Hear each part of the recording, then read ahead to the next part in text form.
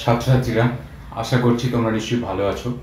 তো এর আগের দিন আমি যেটা করিয়েছিলাম সেই সংক্রান্ত প্রথমে আমরা নিউমেরিক্যাল করব।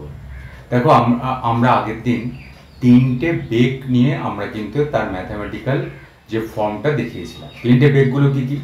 একটা হচ্ছে গড় বেগ। গড় বেগটা কি ছিল? গড় বেগকে প্রকাশ করেছিলাম সি বার দ্বারা। গড় বেগ ইজ ইকুয়াল টু কি?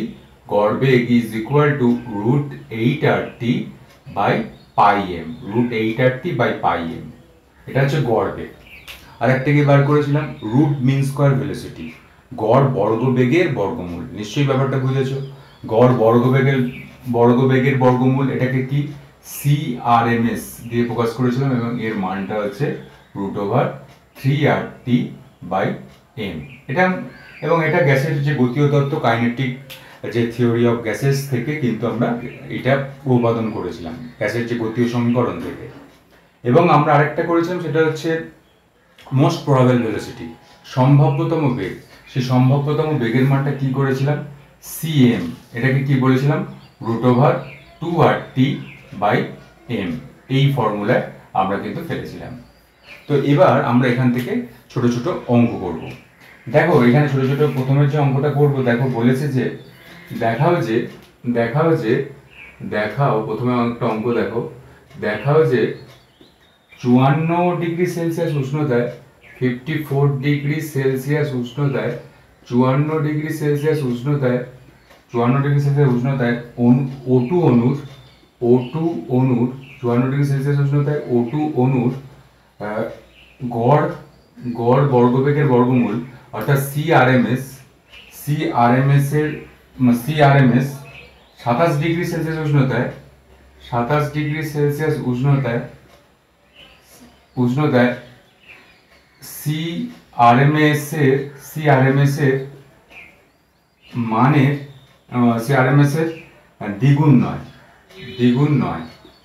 দ্বিগুণ নয়, এটা দেখাতে বলেছে। অর্থাৎ এটা তোমাকে বলেছে কি, যে তোমাকে প্রমাণ করতে হবে 54°C উষ্ণতায় অক্সিজেন গ্যাসের অণুর রুট মিন স্কোয়ার ভেলোসিটি, অর্থাৎ গড় বর্গবেগের বর্গমূল 27°C উষ্ণতায় রুট মিন স্কোয়ার ভেলোসিটির দ্বিগুণ হবে না। টেম্পারেচার যদি দেখো, টেম্পারেচার 27 থেকে এখানে 54 হচ্ছে, তাহলে সাধারণত দ্বিগুণ হওয়ারই কথা, যে গ্যাসের গতিবেগটা দ্বিগুণ হওয়ার কথা। কারণ আমরা পড়ে তো এসেছি যে কি চার্লসের সূত্র কি পড়েছে? চার্লসের সূত্র V প্রপোর্শনাল টু T। অর্থাৎ তুমি যদি এখানে যদি না V প্রপোর্শনাল টু এখানে আসবে না, তুমি যেটা এখানে গতিবেগটা যত তুমি বাড়াবে, গতিবেগটা বাড়ালে কিন্তু গতি শক্তিটাও বাড়বে। অর্থাৎ গতি বেগটা যত তুমি বাড়াবে, তত কিন্তু টেম্পারেচার যদি তুমি বাড়াতে চাও, আমি যেটা বলছি দেখো, টেম্পারেচার যত তুমি বাড়াবে, টেম্পারেচার 27°C তাপমাত্রা যদি টেম্পারেচার বাড়ে 54°C নিয়ে যাও, তাহলে কিন্তু গতিবেগটা তো বাড়ে। কারণ গতি শক্তিটা বাড়ে, টেম্পারেচার বাড়ালে গতিবেগটা বাড়ে, গতিবেগটা বাড়লে গতি শক্তিটাও কিন্তু বাড়ে। তাহলে এক্ষেত্রে ডবল হওয়ার কথা, কিন্তু ডবল হবে না। কিভাবে করবে দেখো, এখানে যেটা ফর্মুলাটা আছে, এই ফর্মুলাটা আমরা ব্যবহার করব, যে CRMS is equal to √3RT by M. এই ফর্মুলাটা ব্যবহার করব। তো এখানে আমি এই দুটো ভাবে ভেঙে নিই, যে CRMS 54°C আমি করে নিই। 54°C মানে কত? 54°C মানে যদি কেলভিন স্কেলে করো, এই যে টিটা তো কেলভিন স্কেলে, তাহলে কত হবে? 273 প্লাস 54। 273 প্লাস 54 হলে কত হবে?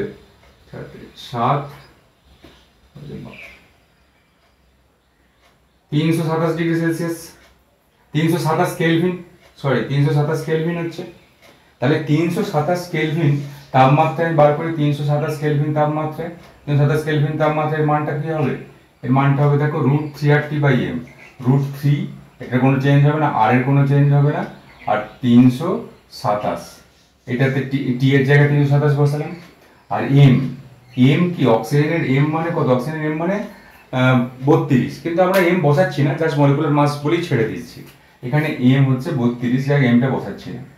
এবার তুমি এখানে এই CRMS মানে রুট মিন স্কোয়ার ভেলোসিটি কত ডিগ্রি সেলসিয়াস? 27°C উষ্ণতা বার করো। 27°C উষ্ণতা মানে কত কেলভিন? 300 কেলভিন। তাহলে 300 কেলভিন উষ্ণতা তুমি বার করো। 300 কেলভিন উষ্ণতা যদি বার করতে চাও, তাহলে মানটা কত দাঁড়াবে? 300 কেলভিন উষ্ণতা যদি মান বার করতে চাও, তাহলে দেখো মানটা দাঁড়াবে যে under the root 3 into R into 300 এই ফর্মুলা অনুযায়ী ডিভাইডেড বাই এম। এবার তুমি এটাকে ভাগ করে দাও ইজ ইকুয়াল টু, এটা ভাগ করে দাও। ভাগ করে দিলে কি হবে? ভাগ করে দিলে দেখো এটা কি কি কাটছে, এই এম কাটছে, এই আর কাটছে, এই থ্রি কাটছে, এবং এখানে আসছে কি root over 327 by root over 300। এবং এই মানটা দেখবে, মানটা যেটা আসে সেটার মানটা দেখবে যা আসছে যেটা সেটা হচ্ছে 1.044 এই মানটা আসছে। তাহলে দেখো এখানে ডবল তো হচ্ছে না, যে সিআরএমএস, তাহলে এটা একদম পরিষ্কার যে CRMS C root mean square velocity 327 kelvin তাপমাত্রায় not equal to CRMS 300 degree Celsius তাপমাত্রা, 300 কেলভিন তাপমাত্রা। নট ডবল মানে দ্বিগুণ তো নয়, এটা তো দ্বিগুণ তো হচ্ছে না, নট মানে এটা তো সমান হচ্ছে না, দ্বিগুণও হচ্ছে না। দেখো এটা কি ডবল হচ্ছে? এটা কি ডবল হচ্ছে? যে এটা দেখো এটা তো কত হচ্ছে, তো 1.044 হচ্ছে, তো 1.044 এটা কিন্তু 1.044 গুণ হচ্ছে, ডবল তো হচ্ছে না। তাহলে এটা নট ইকুয়াল টু, এটা এটাই প্রমাণ করতে বলেছে যে এর মানটা এই মানের ডবল নয়, দ্বিগুণ নয়, দেখাতে বলেছে। সুতরাং এইটাই CRMS 327 not equal to CRMS 300 kelvin. নিশ্চয়ই বুঝতে পারলে, একদম ইজি অঙ্ক, ভালো করে করবে, জাস্ট ফর্মুলাটা কাজে লাগালি বুঝতে পেরে যাবে। আচ্ছা, এরপরে দেখো আরেকটা অঙ্ক আমরা করব, সেটা কি এই একই ফর্মুলার একই ধরনের, যে 20 ডিগ্রি সেলসিয়াস উষ্ণতায়, পরের অঙ্কটা দেখো 20 ডিগ্রি সেলসিয়াস উষ্ণতায় 20 ডিগ্রি সেলসিয়াস উষ্ণতায় O2 অণুর গড় বর্গবেগের বর্গমূল মানে সিআরএমএস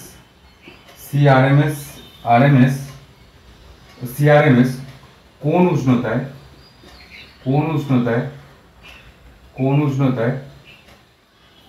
H2 অণুর সম্ভাব্যতম বেগের মানের সমান হবে। সম্ভাব্যতম বেগের মানে কি? Most probable velocity. সম্ভাব্যতম বেগের মানের সমান হবে। এই প্রশ্ন তোমাকে করতে বলেছে যে 20 ডিগ্রি সেলসিয়াস উষ্ণতায় O2 অণুর সিআরএমএস কোন উষ্ণতায় H2 অণুর সিএম অর্থাৎ মোস্ট প্রবাবল ভেলোসিটির মানের সমান হবে। দেখো এখানে দুটো ফর্মুলা আমাদের ইউজ হবে। এই দুটো ফর্মুলা কি? একটা হচ্ছে সিআরএমএস আর একটা হচ্ছে সিএম। এখন সিআরএমএস এর মানটা কত দেয়া আছে? সিআরএমএস এর মানটা দেখো root over 3RT by M, root over 3RT by M. এবং দেখো এই সিআরএমএসটা কার? অক্সিজেন অণুর। তাহলে অক্সিজেনের ক্ষেত্রে যদি প্রয়োগ করি, তাহলে আমি কি করছি 3RT, আমি মানে তোমার কেলভিন স্কেলার এটা বার করে লিখছি না, কারণ এটা কেটে যাবে। 3RT বাই এম, এম মানে কত? অক্সিজেনের ক্ষেত্রে এম মানে 32, মলিকুলার মাস 32। এবার দেখো বলছে কোন উষ্ণতায় H2 অণু সিএম এর মানের সমান হবে। আমি ধরে নিই উষ্ণতা হচ্ছে টি কেলভিন উষ্ণতায় H2 অণুর মোস্ট প্রবাবল ভেলোসিটির মানের সমান হবে এই মানটা। তাহলে আমি যদি এখান থেকে বার করি সিএম ইজ ইকুয়াল টু কত? CM is equal to under the root 2RT by M. এই টিটাকে আমি ধরে নিয়েছি, এই টিটার মানটা যদি বার করতে পারি তাহলেই হয়ে যাবে। এবার দেখো এই টিটে, এবার এখানে কি 2, আমি 8টা রেখে দিলাম, টিটা রাখছি, আর এখানে আমি এম এর মানটা কত করব? এম এর মানটা করব হাইড্রোজেনের ক্ষেত্রে এম এর মলিকুলার মাস কত? 2 মলিকুলার মাসটা বার করব। আচ্ছা দেখো আরেকটা কথা যেটা বলছিলাম, তো এখানে টি এর মানটা বসাতে হবে, না বসালে এখানে টি এর মানটা তো বলে দিয়েছে 20 ডিগ্রি সেলসিয়াস উষ্ণতায়। 20 ডিগ্রি সেলসিয়াস উষ্ণতা মানে কত কেলভিন? 273 প্লাস 20 মানে কত? 293 কেলভিন। তাহলে এক্ষেত্রে কত মানটা হবে? এক্ষেত্রে মানটা হবে 3 into R into 293 divided by 32। এবার বলেছে দেখো যে কোন উষ্ণতায় H2 এর সিএম এর মানের সমান হবে। আমি উষ্ণতাটাকে ধরে নিয়েছি 80, তাহলে আমার যদি সমান হয় তাহলে এই মানটা আর এই মানটা সমান হবে। CRMS root mean square velocity সম্ভাব্যতম বেগের মানে সমান হবে। তাহলে সম্ভবতম বেগের মানে সমান হবে মানে কি, আমি দুটো সমীকরণ পাবো, এইটা আর এইটা তখন সমান। তাহলে এখান থেকে আমরা মান বার করতে পারবো যে এইটা ইজ ইকুয়াল টু এইটা 3 ইন্টু আর ইন্টু 293 বাই 32, এই মানটা।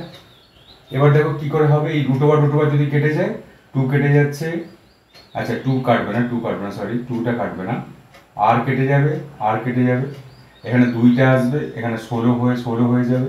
তাহলে টি এর মানটা কত আসছে, টি এর মানটা আসছে 293 ইন্টু 3 বাই 2 ইন্টু 16, এই মানটাই আসবে। এবং এই মানটা করে তুমি যখন পাবে তখন এই মানটা পাবে 3 ইন্টু 293 বাই 32, এই মানটা পাবে 18.31 কেলভিন। এই মানটা পাবে 18.31 কেলভিন। তো এইটা হচ্ছে টি হচ্ছে 18.31 কেলভিন, এবং এই যদি সেলসিয়াস স্কেলে করতে চাও তাহলে -273 করে বাদ দিয়ে দেবে। নিশ্চয়ই অঙ্কটা বুঝতে পেরেছো যে কোন 20 ডিগ্রি সেলসিয়াস উষ্ণতায় O2 অণুর সিআরএমএস কোন উষ্ণতায় H2 অণুর সিএম এর মানে সমান হবে। তাহলে তুমি দুটো আলাদা আলাদা ব্যবহার করো, একটা টেম্পারেচার দেওয়া আছে, একটা টেম্পারেচার দেওয়া নেই। যেটা টেম্পারেচার দেওয়া নেই সেটা অন্য ভ্যালু থেকে কিন্তু বাদ হয়ে যাবে।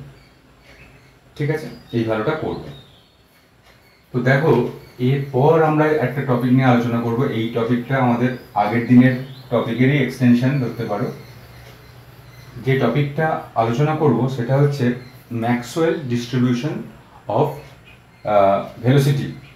ম্যাক্সওয়েল ডিস্ট্রিবিউশন অফ ভেলোসিটি অর্থাৎ ম্যাক্সওয়েলের গতিবেগ বণ্টন। ম্যাক্সওয়েলের গতিবেগ বণ্টন কথাটা শুনবে, ম্যাক্সওয়েলের গতিবেগ বণ্টন। দেখো এই জায়গাটা আস্তে আস্তে করে আমি বলবো, ম্যাক্সওয়েল ডিস্ট্রিবিউশন অফ ভেলোসিটি। দেখো আমি এর আগেও বলেছি যে কোনো একটা গ্যাস তুমি যদি একটা নাও তাহলে সেই গ্যাসের মধ্যে অসংখ্য অণু থাকবে, এবং প্রত্যেকটা অণুর যে গতিবেগ সেই গতিবেগ কিন্তু প্রত্যেকটা অণুর গতিবেগ সমান হবে না। মানে সেখানে সেই একটা নির্দিষ্ট পরিমাণ তুমি যদি গ্যাস নাও, সেখানে যে অণুগুলো আছে সেই অণুগুলোর মধ্যে কোনো অণুর গতিবেগ বেশি, কোনো অণুর গতিবেগ কম, কোনো অণুর গতিবেগ হচ্ছে মাঝারি, এই টাইপের কিন্তু থাকবে। কিন্তু বিজ্ঞানী ম্যাক্সওয়েল ইনি সুন্দরভাবে বোঝান যে একটা নির্দিষ্ট উষ্ণতায় যখন কোনো গ্যাস থাকে তখন সেই গ্যাসের অণুগুলোর মধ্যে সংঘর্ষ যখন হয়, সংঘর্ষ হওয়ার পরেও একটা নির্দিষ্ট রেঞ্জের মধ্যে, একটা নির্দিষ্ট সীমার মধ্যে ওই অণুর গতিবেগের কোনো পরিবর্তন হয় না। আমি এটা তোমাদের একদম বোঝাবো, কোনো চিন্তার কিছু নেই, একদম খুব ভালো করে বুঝতে পারবে। দেখো আমি কয়েকটা জিনিস এখানে বলছি, তাহলেই তুমি বুঝতে পারবে। ধরো একটি গ্যাসীয় নমুনায় মোট অণুর সংখ্যা, ধরো একটা গ্যাস তুমি নিয়েছো, এই গ্যাসের মোট অণুর সংখ্যা তুমি নিয়েছো, মোট অণুর সংখ্যা ধরো n সংখ্যক অণু সেই গ্যাসটাতে আছে। এনটা মেবি অনেক বড় হতে পারে, n সংখ্যক অণু সেখানে আছে। তো এই যে n সংখ্যক অণু নিয়েছো একটি নির্দিষ্ট উষ্ণতা, একটা ফিক্সড টেম্পারেচার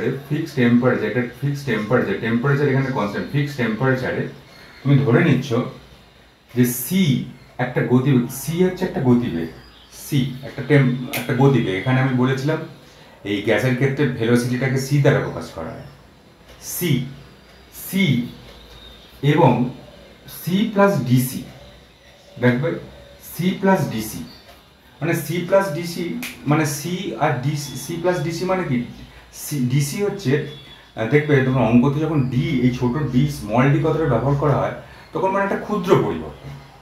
ধরো সি যদি ধরো গতিবেগ যদি 5 মিটার পার সেকেন্ড হয়, তাহলে ডিসির মানটা হচ্ছে 5.1 মিটার পার সেকেন্ড, অর্থাৎ সামান্য পরিবর্তন। ধরা হচ্ছে দেখো একটা গ্যাস আছে, তার মোট অণুর সংখ্যা ধরছি n।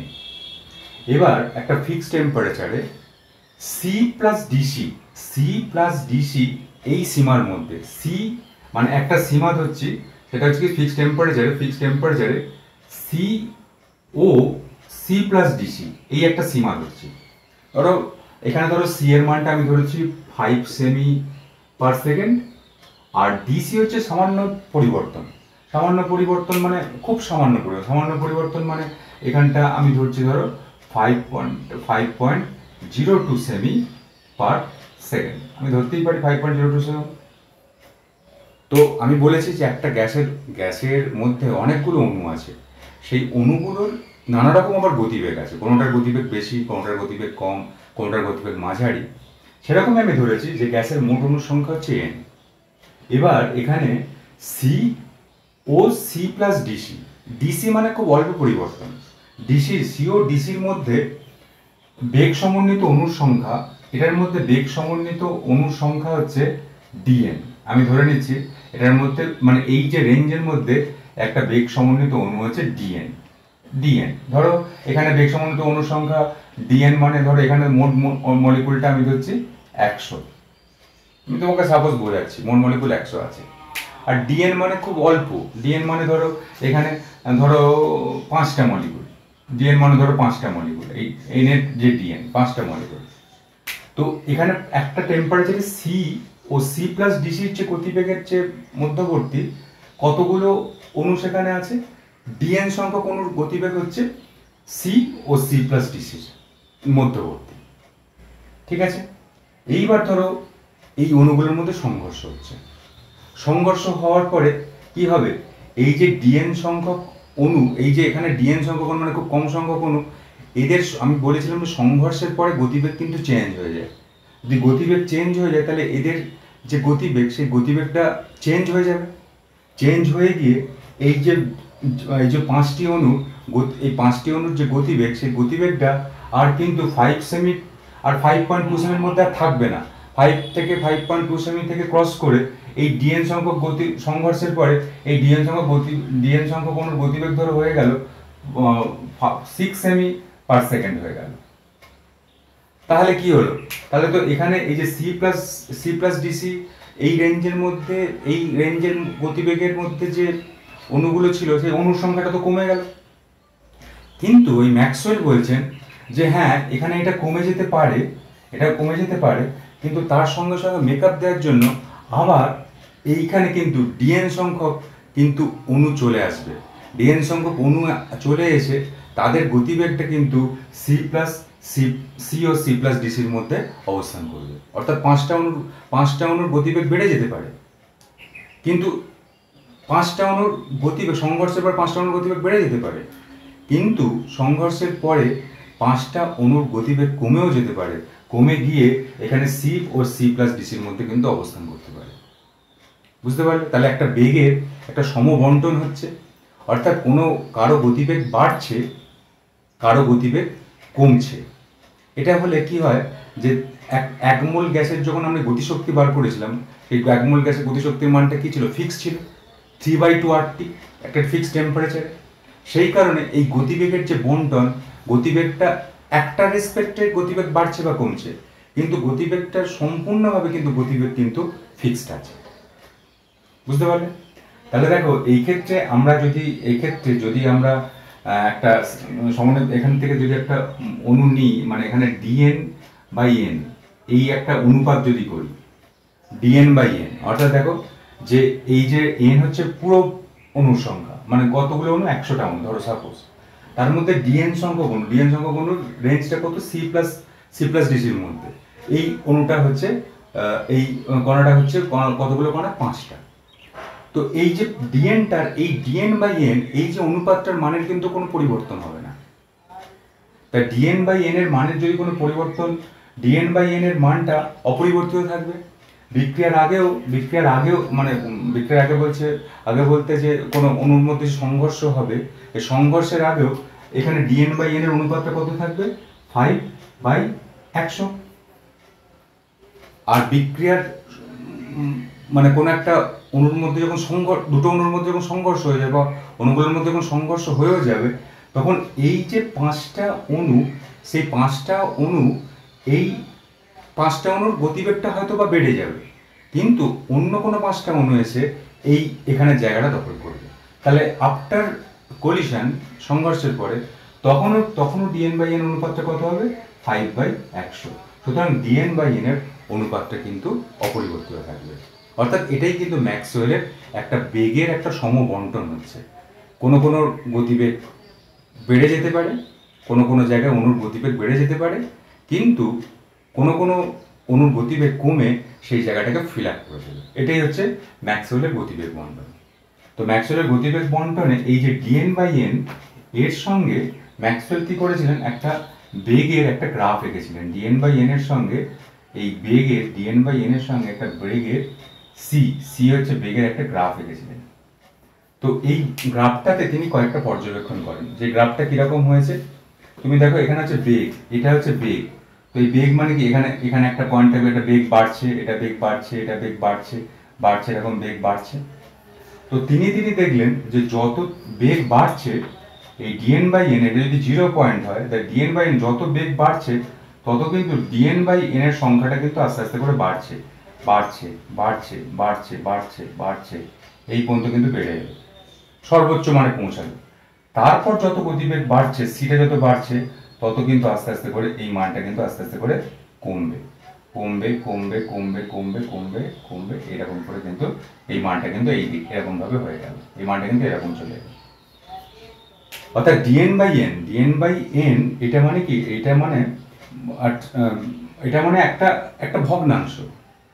dn/n একটা ভগ্নাংশ।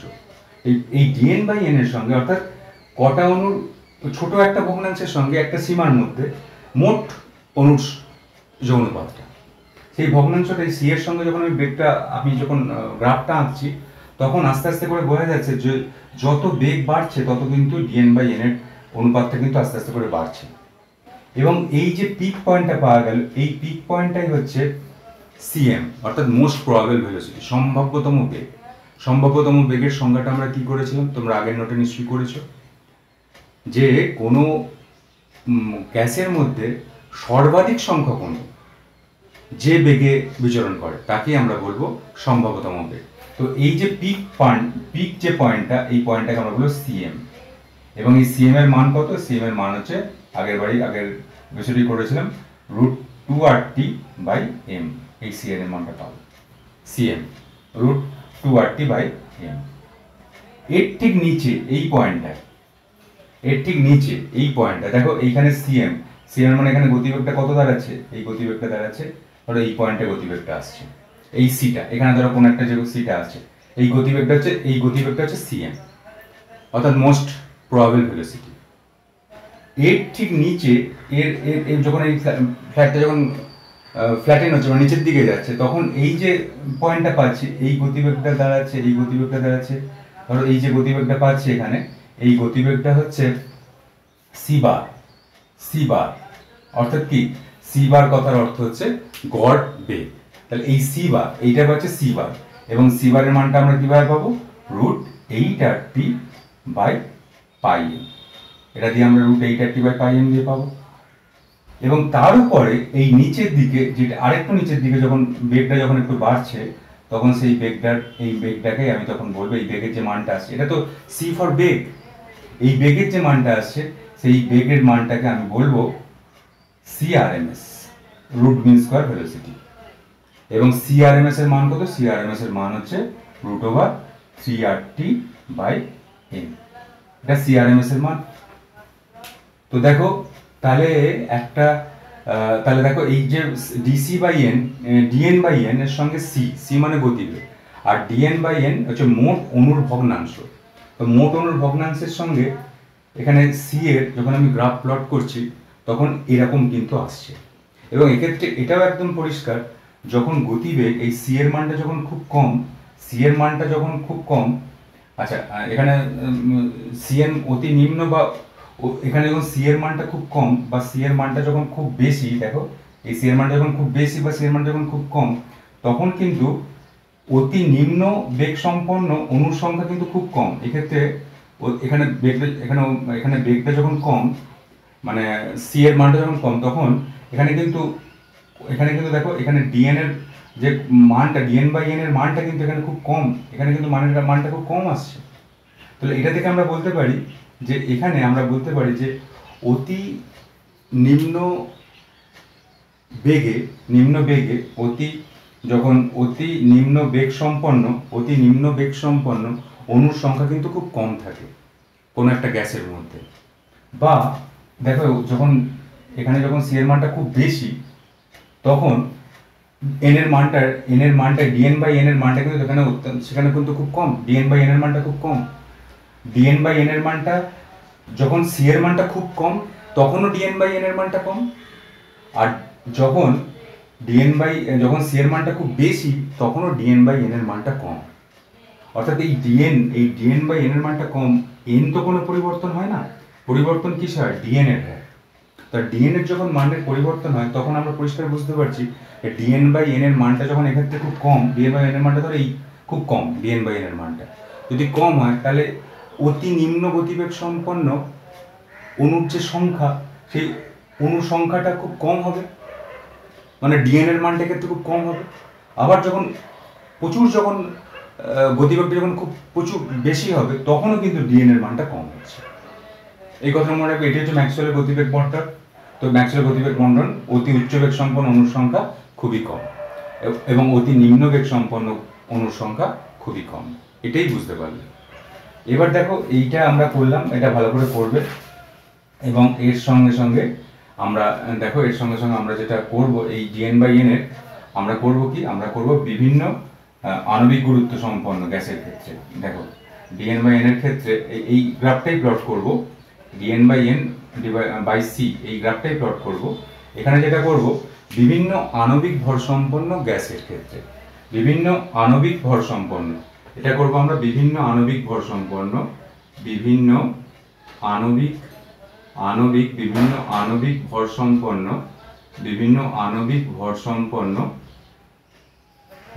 গ্যাসের ক্ষেত্রে, বিভিন্ন গ্যাসের বেগ বণ্টন গ্রাফ,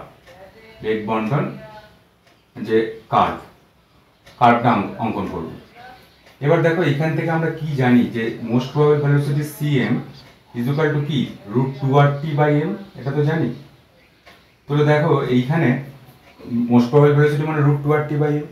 তো দেখো এই m এর সঙ্গে এই cm এর কি সম্পর্ক? ব্যস্তানুপাতিক সম্পর্ক, একটা নির্দিষ্ট উষ্ণতায়। কারণ এখানে টিটা তো ফিক্সড করে দিচ্ছে একটা নির্দিষ্ট উষ্ণতা, 2R-টা তো ফিক্সড, তাহলে m এর সঙ্গে এই cm এর কিন্তু একটা ব্যস্তানুপাতিক সম্পর্ক বর্তমান। ব্যস্তানুপাতিক সম্পর্ক বর্তমান মানে যার আণবিক গুরুত্ব কম, তার কিন্তু মোস্ট প্রবাবল ভেলোসিটির মানটা কম হবে, তার মোস্ট প্রবাবল ভেলোসিটির মানটা বেশি হবে। যার আণবিক গুরুত্ব কম, তার মোস্ট প্রবাবল ভেলোসিটির মানটা বেশি হবে। আর যার আণবিক গুরুত্ব বেশি, তার মোস্ট প্রবাবল ভেলোসিটির মানটা কম হবে। তো সেক্ষেত্রে যদি আমরা প্লটটা অঙ্কন করি, তাহলে কিরকম প্লট পাবো? ধরো আমি ধরো দুটো গ্রাফের ক্ষেত্রে dN by N by C এর মানটা আমি করছি। ধরো এখান থেকে আমি একটা প্লট পেলাম, এইটা হচ্ছে একটা প্লট পেলাম, এখানে হচ্ছে এই একটা প্লট পেলাম। আচ্ছা, আরেকটা আমি প্লট পেলাম, আরেকটা প্লট আপনি আসছি, সেই প্লটটা এরকম প্লট পেলাম। তো দেখো এই যে প্লটটা পেলাম, সেটা হচ্ছে m1 আণবিক ভরের জন্য আমি এই প্লটটা পেয়েছি। আর m2 আণবিক ভরের গ্যাসের জন্য আমি এই প্লটটা পেয়েছি। এবার দেখো এখানে দেখো এইখানে এই যে এই m1 এর ক্ষেত্রে c এর মানটা বেশি, মানে এই যে পিক পয়েন্টটা তো মোস্ট প্রবাবল ভেলোসিটি, আর না m2 এর ক্ষেত্রে বেশি। কার ক্ষেত্রে বেশি হবে? এটা মোস্ট প্রবাবল ভেলোসিটি, পিক মানটা, মোস্ট প্রবাবল ভেলোসিটির মানটা কার বেশি হবে? মোস্ট প্রবাবল ভেলোসিটি, এটা তো পিক যে মানটা আমি আগেরটাতে বললাম, আগের গ্রাফটাতে পিক মানটা হচ্ছে মোস্ট প্রবাবল ভেলোসিটি কার বেশি? মোস্ট প্রবাবল ভেলোসিটি এই m1 এর ক্ষেত্রে কিন্তু বেশি দেয়। মোস্ট প্রবাবল ভেলোসিটি দেখো কার বেশি, দেখো m2 এর ক্ষেত্রে কিন্তু বেশি দেখা যাচ্ছে, সরি m1 না, m2 এর ক্ষেত্রে মোস্ট প্রবাবল ভেলোসিটি মানে এখান থেকে এদিকে বাড়ছে, মোস্ট প্রবাবল ভেলোসিটি m2 এর ক্ষেত্রে কিন্তু বেশি। মোস্ট প্রবাবল ভেলোসিটি যদি m2 এর ক্ষেত্রে যদি বেশি হয়, তাহলে m2 এর ক্ষেত্রে যদি বেশি হয়, তাহলে M2 আণবিক ভরটা নিশ্চয়ই কম হবে, M2 আণবিক ভরটা নিশ্চয়ই কম হবে। তাহলে এখানে M1 গ্রেটার দ্যান M2। দেখো দুটো আলাদা আলাদা কার্ভ অঙ্কন করেছি, দুটো আলাদা কার্ভ। আমি এখানে দেখো আমি একদম পরিষ্কার বলছি যে সিএম এর মানটা মোস্ট প্রবাবল ভেলোসিটির মানটা কি √2r/m। তাহলে এখান থেকে একদম পরিষ্কার এম এর সঙ্গে সিএম এর সম্পর্ক কি, এম মানে আণবিক ভরের সঙ্গে মোস্ট প্রবাবল ভেলোসিটির সম্পর্ক কি। আণবিক ভর যার বেশি, যার যত বেশি মোস্ট প্রবাবল ভেলোসিটি তার তত কম। তাহলে দেখো এক্ষেত্রে দেখো আমি দুটো প্লট অঙ্কন করেছি, একটা M1 গ্যাসের ক্ষেত্রে, একটা M2 ভরের আণবিক ভরের গ্যাসের ক্ষেত্রে। তো M1 এর ক্ষেত্রে এখানে আমি পাচ্ছি এই পয়েন্টটা, আর M2 এর ক্ষেত্রে পাচ্ছি এই পয়েন্টটা। তাহলে এই দিকে তো এই দিক থেকে এই দিকে তো বেগটা বাড়ছে। তাহলে এই যে পিক পয়েন্টটাতে মোস্ট প্রবাবল ভেলোসিটির মানটা M2 গ্যাসের ক্ষেত্রে বেশি। M2 গ্যাসের ক্ষেত্রে যদি বেশি হয়, মানে M2 আণবিক ভর সম্পন্ন গ্যাসের ক্ষেত্রে যদি বেশি হয়, তাহলে এই সিএম এর মানটা বেশি যদি হয়, তাহলে এই M2 আণবিক ভরটা অবশ্যই কম হবে M1 এর তুলনায়। এই প্লটটা কিন্তু সেরকম ভাবেই করা হয়েছে। অর্থাৎ যত তুমি আণবিক ভরটা বাড়াবে তত কিন্তু মোস্ট প্রবাবল ভেলোসিটির মানটা তত বাড়তে থাকবে, অর্থাৎ সম্ভাব্যতম বেগের মানটা তত বাড়তে থাকবে। ঠিক আছে, এটা ভালো করে করবে। আর যেটা করব সেটা হচ্ছে দেখো আরেকটা গ্রাফ, আরেকটা প্লটও এখানে আছে, সেটা হচ্ছে আমি এটা মুছে দিচ্ছি কারণ এটা দুবার হয়ে গেছে। উষ্ণতার প্রভাব, উষ্ণতা টেম্পারেচার, উষ্ণতার প্রভাব আমরা করব ওই কার্ভটারই উপর। উষ্ণতার প্রভাব করব ওই কার্ভটারই উপর। অর্থাৎ আমরা কি কার্ভ অঙ্কন করেছিলাম, যেটা আমি করেছিলাম সেটাই করছি।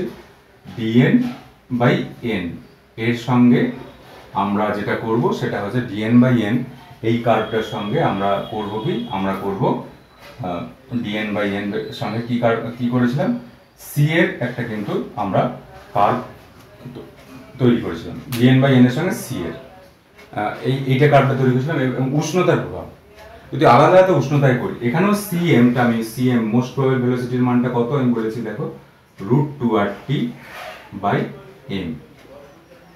এবার যদি একই গ্যাসের ক্ষেত্রে হয়, একই আণবিক ভর সম্পন্ন গ্যাসের ক্ষেত্রে হয়, মানে এম এর মানটা এখানে যদি ফিক্স করে দিই, একই আণবিক ভর সম্পন্ন গ্যাসের ক্ষেত্রে হয়, তাহলে এই সিএম প্রপোর্শনাল টু টি হচ্ছে √t। অর্থাৎ পরম উষ্ণতার মান যত বাড়বে তত কিন্তু সিএম এর মানটা বাড়বে। তাহলে এক্ষেত্রে আমরা যদি করি দেখো, আমি যদি করি দেখো, একটা আমি টেম্পারেচার করছি দেখো, এখানে আমি T1 এর ক্ষেত্রে একটা গ্রাফ প্লট অঙ্কন করছি, T1 এর ক্ষেত্রে। আচ্ছা, T2 এর ক্ষেত্রে একটা অঙ্কন করছি দেখো, T2 এর ক্ষেত্রে একটা আলাদা কালি দিয়ে করি। T2 এর ক্ষেত্রে একটা গ্রাফ প্লট করছি এইরকম, T2 এর ক্ষেত্রে একটা এইরকম গ্রাফ প্লট করছি। এটা ধরো T1 টেম্পারেচার, দুটো আলাদা একই গ্যাসের ক্ষেত্রে করছি। আগেরটা দুটো আলাদা গ্যাসের ক্ষেত্রে করেছিলাম, সেখানে টেম্পারেচারটা কনস্ট্যান্ট ছিল, এক্ষেত্রে আণবিক ভরটা কনস্ট্যান্ট। দুটো আলাদা গ্যাসের ক্ষেত্রে করছি, T1 আর T2। এক্ষেত্রে কি, এক্ষেত্রে একই গ্যাসের ক্ষেত্রে করছি, দুটো আলাদা টেম্পারেচার। আমি এবার তুমি এখান থেকে বলতে হবে যে কোনটা T2 এর মান বেশি না T1 এর মান বেশি। তাহলে দেখো এখানে মোস্ট প্রবাবল ভেলোসিটিটা কার, তুমি এখানে উপরের পিক পয়েন্টটা থেকে সি এর দিকে মানটা যদি আসো, কারটা তুমি বেশি পাচ্ছ, নিশ্চয়ই এই সি এরটা বেশি পাচ্ছ। সি এরটার ক্ষেত্রে আমি ভেলোসিটির কথা বলছি, সি এর ক্ষেত্রে বেশি পাচ্ছ। দেখো এই দিকেরটা তো কম, এই দিক থেকে এদিকে তো বেশি, সি এর মানটা তো বেশি পাচ্ছ। বেশি যদি পাও তাহলে কি হবে, টিটুর মানটা এখানে সিএম এর মানটা যেহেতু বেশি হচ্ছে, তাহলে নিশ্চয়ই এই টিটুর মানটা অবশ্যই T1 এর থেকে বেশি হবে। অর্থাৎ T2 গ্রেটার দ্যান T1। অর্থাৎ টেম্পারেচার যত বাড়বে তত কিন্তু মোস্ট প্রবাবল ভেলোসিটির মানটা কিন্তু তত বাড়বে। ঠিক আছে।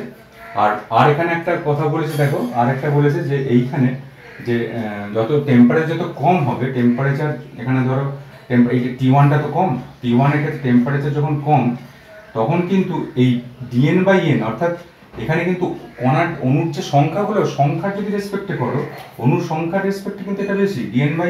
টেম্পারেচার যখন কম তখন dn/n মানে কি, অণুর যে সংখ্যার যে রেশিও, সেই রেশিওটা কিন্তু বেশি। অর্থাৎ এখানে কম তাপমাত্রায় যে ডিএন বাই এন এর মানটা কম তাপমাত্রায় ডিএন বাই এন এর মানটা সম্ভাব্যতম বেগযুক্ত অণুর সংখ্যাটা কিন্তু বৃদ্ধি পাচ্ছে, আর বেগটা কিন্তু টিটুর ক্ষেত্রে বৃদ্ধি পাচ্ছে, কিন্তু কণার সংখ্যাটা কিন্তু এই কম টেম্পারেচারের ক্ষেত্রে কিন্তু বেশি হচ্ছে, কারণ এই দিকটা তো কণার সংখ্যাটা, আর তুমি এই দিকটা যদি আঁকো তাহলে দেখো কণার সংখ্যাটা কিন্তু কম হচ্ছে।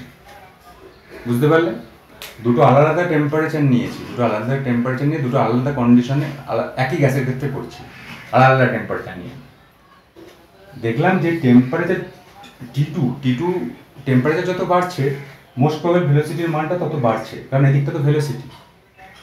কিন্তু যদি আমি কণার সংখ্যা যদি রেসপেক্টে করি, তাহলে যত উষ্ণতা বাড়ছে তত কিন্তু কণার সংখ্যাটা কিন্তু কম হচ্ছে, আর যত উষ্ণতা যখন কমছে তত কিন্তু কণার সংখ্যাটা বেশি হচ্ছে, কারণ এদিকে ডিএন বাই এন মানে কি কণার সংখ্যাটা, কারণ এখানে তো এন এর, আমি আগেও বলেছি এন এর মানের তো কোনো পরিবর্তন হয় না, যা পরিবর্তন হয় এই ডিএন এর মানের পরিবর্তন হয়। ডিএনটা কি একটা কণার সংখ্যা, নিশ্চয়ই বুঝতে পারলে? এই হচ্ছে ম্যাক্সওয়েলের law of distribution of velocity. অর্থাৎ ম্যাক্সওয়েল যেটা বলছেন, এক কথায় বলতে গেলে দেখো এই যে জিনিসটা এটা পুরো একদম জয়েন্ট লেভেলেই পড়ে। ম্যাক্সওয়েল যেটা বলছেন সেটা হচ্ছে কোনো একটি গ্যাসের মধ্যে যে অণুগুলো আছে সেই অণুগুলোর মধ্যে নানা ধরনের বেগসম্পন্ন কণা আছে, কোনোটার বেশি, কোনোটার কম, কোনোটার মাঝারি। কিন্তু যখন ওই অণুগুলোর মধ্যে যখন সংঘর্ষ হচ্ছে, সেই সংঘর্ষের ফলে একটা নির্দিষ্ট সীমার মধ্যে অণুর সংখ্যার, মানে একটা নির্দিষ্ট বেগের যে সীমা, সেই সীমার মধ্যে অণুর সংখ্যার কিন্তু কোনো পরিবর্তন হচ্ছে না। অর্থাৎ ডিএন বাই এন এই রেশিওটা একটা নির্দিষ্ট সীমার যখন বেগটা যখন বলেছি, ওই বেগটা কী ধরেছিলাম সি ও সি প্লাস ডিসির মধ্যবর্তী, সেটা কিন্তু এই যে অনুপাতটা কিন্তু সমানই থাকছে, একই থাকছে। করে আমরা তিনটে গ্রাফ প্লট করেছি ডিএন বাই এন এর সঙ্গে, একদম সি এর গ্রাফ প্লট করেছি, ডিএন বাই এন এর সঙ্গে সি এর গ্রাফ প্লট করে আমরা দেখিয়ে দিয়েছি যে একদম পিক পয়েন্টটা হচ্ছে সিএম, মোস্ট প্রবাবল ভেলোসিটি। তারপরে যখন গ্রাফটা যখন ফ্ল্যাটেন হচ্ছে, যখন নিচের দিকে নামছে, তার ঠিক নিচের দিকেই থাকবে গড় বেগ অর্থাৎ সি বার, আর তারও ঠিক নিচের দিকে থাকবে হচ্ছে সিআরএমএস।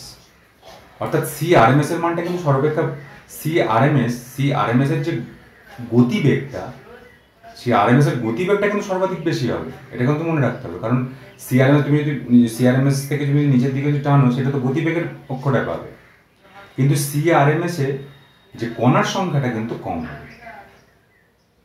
আর মোস্ট প্রবাবল ভেলোসিটি সিএম, এই মোস্ট প্রবাবল ভেলোসিটির গতিবেগটা কিন্তু যদি গতিবেগটা আনতে পারো, গতিবেগটা কিন্তু কম, মানে নিচের দিকটায় দেখো কম গতিবেগে ছেদ করছে, কিন্তু ওপর দিকটা যখন মানে ডিএন বাই ডিএন এর দিক থেকে যখন করছো, তখন দেখো ওপর দিকটা যদি দাঁড়িয়ে টানো, তাহলে কিন্তু সেখানে কণার সংখ্যাটা কিন্তু বেশি।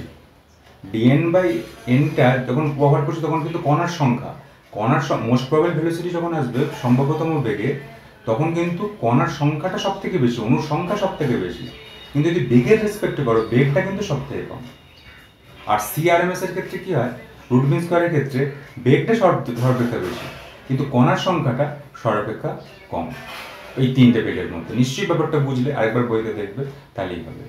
আজকে এই পর্যন্ত, এরপর আর নতুন ভিডিও আমি করছি না, আর বড় দীর্ঘায়িত করবো না। আজকে এইটা অনেকটা একটু কনসেপচুয়াল, একটু বইটা দেখবে, আমি যে কথাগুলো বললাম একটু বইটা দেখে করবে, দেখবে সবগুলোই কিন্তু এখানে আছে আমি যে কথাগুলো বলেছি। ম্যাক্সওয়েল ডিস্ট্রিবিউশন অফ ভেলোসিটি, ম্যাক্সওয়েলের গতিবেগ বণ্টন, একটা ধারণা, একটা কনসেপ্ট। আজকে এই পর্যন্ত, এরপর নতুন ভিডিও নিয়ে আমি আসছি। ধন্যবাদ, তোমরা ভালো থেকো।